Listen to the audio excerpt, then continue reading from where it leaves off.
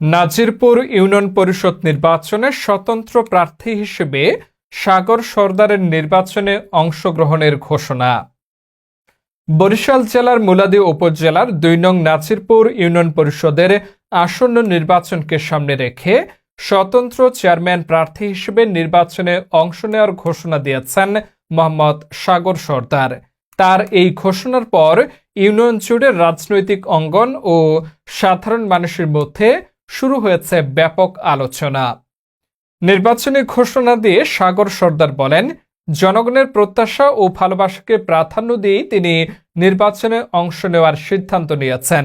নির্বাচিত হলে ইউনিয়নের সার্বিক উন্নয়ন, স্বচ্ছ ও জবাবদিহিমূলক প্রশাসন, শিক্ষা, স্বাস্থ্যসেবা, যোগাযোগ ব্যবস্থা, কৃষি, মৎস্য খাত এবং যুব সমাজের কর্মসংস্থানকে অগ্রাধিকার দিয়ে কাজ করবেন বলে জানান তিনি আরও বলেন, একটি আধুনিক, দুর্নীতিমুক্ত ও জনবান্ধব ইউনিয়ন গড়ে তুলতে তিনি সকল শ্রেণী পেশার মানুষের সহযোগিতা ও দোয়া কামনা করছেন।